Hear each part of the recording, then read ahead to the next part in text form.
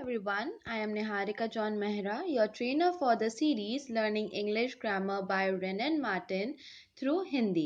रेनन Martin के द्वारा लिखी इंग्लिश ग्रामर बुक हम हिंदी में स्टडी कर रहे हैं और जो हमारा करंट कोर्स है वो है knowing pronouns. It is all about pronouns की इन डेप्थ स्टडी है इसमें. आप सभी कोर्सेज और लेसन्स के लिए मुझे इस लिंक पे फॉलो कर सकते हैं. So today our topic is distributive pronouns जो कि again एक टाइप है प्रोनाउंस का. क्या होता है, कैसे होता है, वो आज हम सीखेंगे. Before going ahead, something about me. I am a mass communication graduate, English trainer at an academy, freelance personality development trainer, and English trainer at EOP. Also, kindly rate, review, and recommend this lesson and the course. Let's see first of all what is the definition of distributive pronouns. क्या होते हैं distributive pronouns? Each, either, neither are called distributive pronouns because they refer to persons or things one at a time. For this reason, they are always singular and followed by the verb in the singular.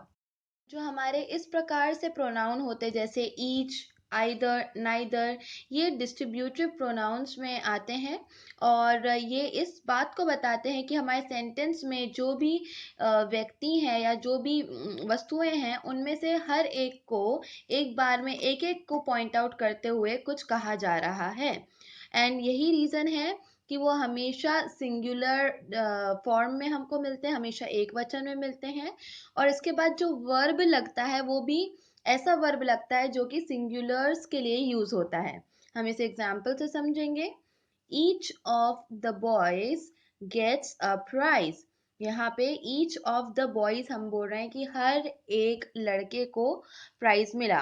Boys अगर बोलते हैं तो यहाँ पे gets नहीं आना चाहिए, यहाँ पे गेट आना चाहिए. बॉयज गेट प्राइज, लड़कों को प्राइज मिला. लेकिन क्योंकि हम ईच ऑफ द बॉयज बोल रहे हैं मतलब हम सिंगुलर में इस सब्जेक्ट को रख रहे हैं कि हर एक लड़के को. यहाँ पे हर एक के कारण जो वर्ब लगा है वो ऐसा वर्ब लगा है, उस फॉर्म में लगा है जो कि हम किसी सिंगुलर नंबर नाउन के लिए यूज करते हैं. अदरवाइज हम गेट का उपयोग करते हैं यहाँ पे बिकॉज सिंगुलर वर्ब का उपयोग किया है, गेट्स आ गया है and then a prize. After this each took it in turn. हर एक ने अपनी बारी में लिया. Next is either of these roads leads to the railway station. यहाँ पे again either of these roads मतलब इन दो इन इन ये जो हैं एक से ज़्यादा जितनी है वो हमें नहीं पता, लेकिन either of these roads, either हमेशा यूजली दो चीज़ों के बीच में जब चुनाव होता है तब यूज़ होता है. तो इनमें से एक जो रोड है, एक जो सड़क है वो रेलवे स्टेशन तक पहुंचाएगी. यहाँ पे हमने जो वर्ब लिया है लीड नहीं लीड्स लिया है. भले ही इसके पहले वाला शब्द प्लूरल में है लेकिन आइदर का उपयोग किया है हमने. आइदर ऑफ दीज रोड्स, इनमें से एक रोड, इनमें से एक सड़क, इसलिए हमने वर्ब को भी ऐसा लगाया है जैसे किसी सिंगुलर नाउन के लिए उपयोग करना चाहिए. Then either of you can go, तुम में से कोई एक जा सकता है. Then neither of the accusations is true, कोई भी, इनमें से कोई भी इल्ज़ाम सत्य नहीं है. इस प्रकार से हम इसका उपयोग करते हैं. नाउ कुछ जो मीनिंग होते हैं उनके वो हम देखते हैं. Each is use to denote every one of a number of persons और थिंग. कुछ व्यक्ति हैं और या फिर कुछ वस्तुएं हैं, उनमें से जब भी प्रत्येक के बारे में हम बात करेंगे तो ईच शब्द का उपयोग होता है. आइदर मीन्स वन और द अदर ऑफ टू. दो में से किसी एक की बात कर रहे हैं तो हम आइदर शब्द का उपयोग करते हैं. Then neither means not the one nor the other of two. Neither भी हम दो में से जब दोनों को ही रिजेक्ट कर रहे हैं, ना ये ना वह, उस केस को प्रेजेंट करता है pronoun neither. Now, hence, either and neither should be used only in speaking of two person or things.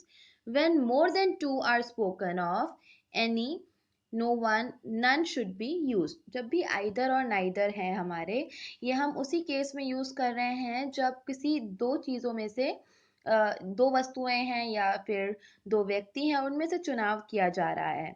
सिर्फ दो वाले केस में, अगर दो से ज़्यादा वस्तुएं हैं, दो से ज़्यादा व्यक्ति हैं, तो हम इस प्रकार से बोलेंगे कि नो वन ऑफ ऑल, या फिर any one of all, none got the job. किसी को भी जॉब नहीं मिला। इस केस में किसी को भी हम बोल रहे हैं, सपोज 10 लोग थे, 20 लोग थे, उसमें से किसी को भी नहीं मिला। लेकिन अगर दो जनों में से एक को नहीं मिला, सॉरी, दो जनों में से दोनों को ही नहीं मिला, तो हम बोलेंगे neither of them got the job. इस प्रकार से जब भी दो से ज्यादा संख्या हो जाएगी हमारे नाउन की, तो हम नो वन, नन, एनी इस प्रकार से प्रोनाउंस का उपयोग करेंगे।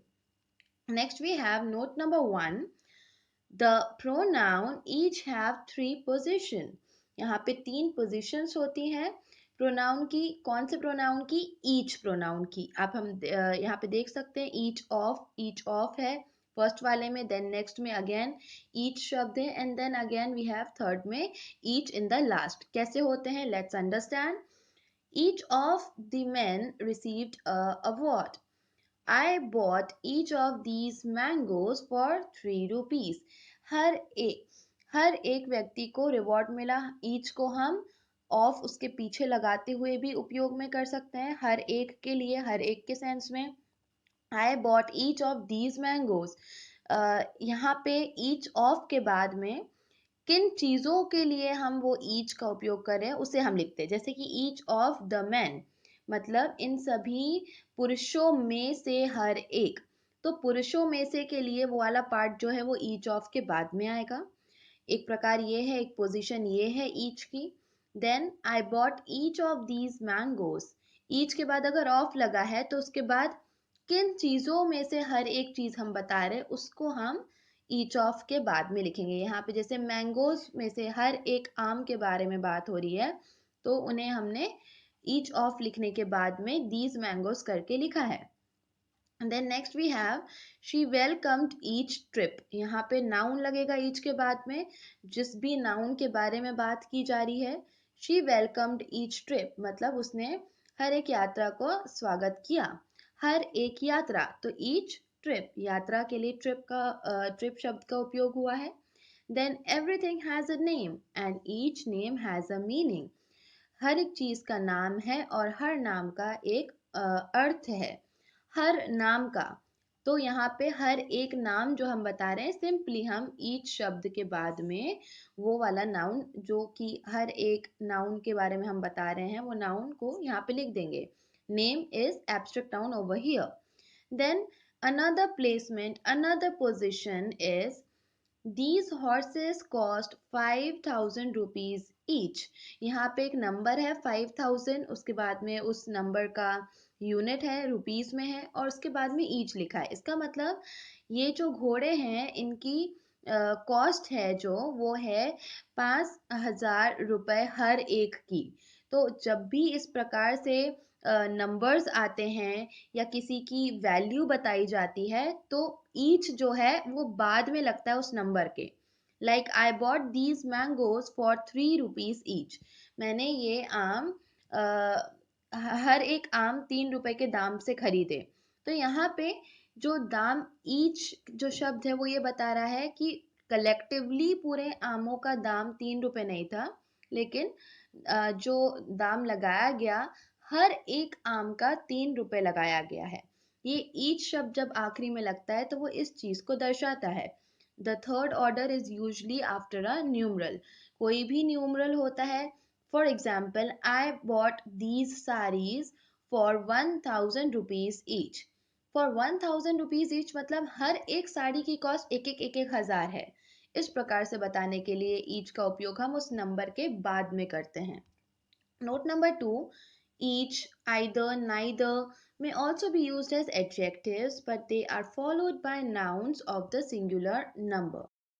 ईच, आइदर और नाइदर को हम कई बार एज एडजेक्टिव्स भी उपयोग में लाते हैं। बहुत सारे ऐसे नाउन हैं, सॉरी प्रोनाउन हैं, जो कि एडजेक्टिव्स के जैसे भी यूज होते हैं, बट वी नीड टू सी कि केस क्या है। यहाँ पे अगर हमें ईच, आइदर और नाइदर शब्द मिलता है and they are followed by nouns of singular number, उसके बाद में जो नाउन लगा है वो सिंगुलर नंबर में लगा है, तो वो एडजेक्टिव जैसा एक्ट करते हैं उस समय पे। For example, each boy took his turn, हर एक लड़के ने उसकी पारी ली, तो ईच के बाद में बॉय लग गया है, दैट्स वाई यहाँ पे ईच जो है बॉय के लिए एडजेक्टिव हो गया है। नाइदर एक्यूजेशन इज ट्रू, कोई भी एक्यूजेशन, कोई भी इल्जाम सत्य नहीं है, तो एक्यूजेशन के पहले लग गया है नाइदर, तो एक्यूजेशन शब्द के लिए एडजेक्टिव हो गया neither. At either end was a marble statue. यहाँ पे either, here either equals to each और both। यहाँ पे either का मतलब ये है कि या तो दोनों तरफ, दोनों एंड पे, दोनों कोनों पे, या फिर दोनों में से एक कोने पे। So at either end was a marble statue, and जो है वो हो गया नाउन और उसके पहले आइदर लगा है, तो एंड के बारे में और डिस्क्राइब करने वाला शब्द हो गया आइदर। इस केस में यहाँ पे वो एज एन एडजेक्टिव काम कर रहा है। So there is nothing to get confused, but just for your knowledge, कई बार होता है ऐसा कि एडजेक्टिव्स और प्रोनाउंस के कॉमन वर्ड्स होते हैं, but we need to learn कि हम कैसे डिफरेंशिएट कर सकते, कैसे समझ सकते हैं। Again, lot of practice is required to do this, so I suggest you guys stay tuned for more lessons and keep practicing. Thank you so much. Please don't forget to rate, review and recommend.